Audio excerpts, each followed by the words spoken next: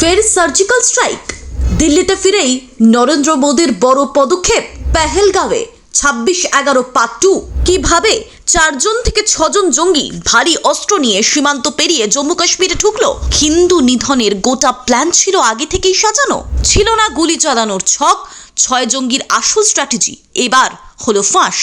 পেহেলগাঁওয়ে যা ঘটলো তার দায় কি ভারত সরকারের নয়? এখন এই প্রশ্নে উত্তাল সোশ্যাল মিডিয়া। তখন শ্রীনগরে নিহতদের শ্রদ্ধা জানাচ্ছেন স্বরাষ্ট্রমন্ত্রী অমিত শাহ। আর সৌদি সফর ছোট করে দিল্লিতে ফিরেই ভারতের প্রধানমন্ত্রী নরেন্দ্র মোদী নিলেন বড় স্টেপ। দিল্লিতে পৌঁছে নরেন্দ্র মোদীর একটাই কথা, অপরাধীরা রেহাই পাবে না। এতে কিন্তু আশ্বস্ত হচ্ছে না ভারত।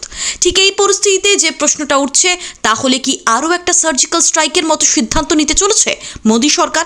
এটাও তো জানা দরকার এক্স্যাক্টলি অপরাধীদের প্ল্যানটা কি ছিল। গুলি নয়, অন্য ছক কষেছিল জঙ্গিরা।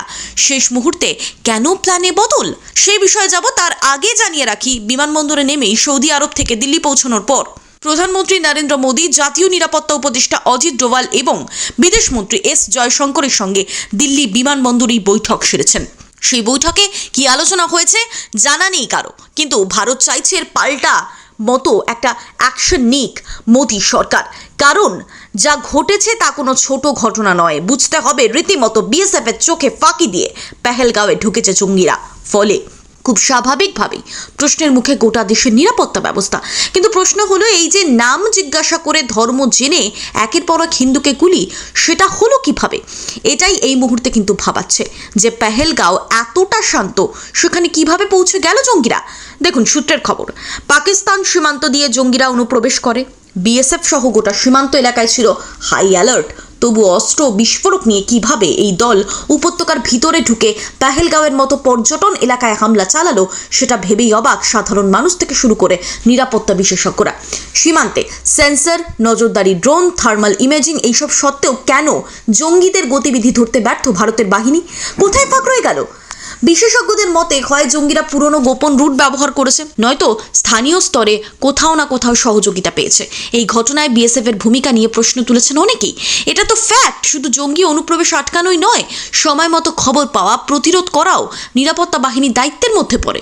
সেই জায়গাটা সম্পূর্ণভাবে ফেল করেছে বলেই মনে করছে নিরাপত্তা বিশ্লেষকেরা। যদিও প্রথমে গুলি নয়, আইডি বিস্ফোরণের ছক করেছিল জঙ্গিরা, তবে পরে পরিকল্পনা বদলে দুটো দলে ভাগ হয়ে যায় জঙ্গিরা। তারপর AK-47 নিয়ে পর্যটকদের উপর হামলা চালায় তারা, এমনই তথ্য উঠে আসছে। এও জানা যাচ্ছে মোট 6 জন ঘাতক ছিল, তাদের মধ্যে 2 জন আবার স্থানীয় বাসিন্দা। তারা সকলে পাকিস্তানে গিয়ে অস্ত্র চালানোর প্রশিক্ষণ নেয়।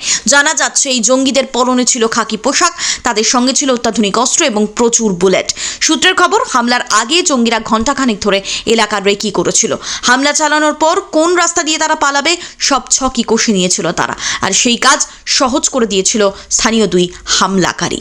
ফলে গোটা প্ল্যান সামনে আসার পর জঙ্গি নিধনে মোদী সরকার কি পদক্ষেপ নেয় এখন সেটাই দেখার। Bureau report, Bengal live.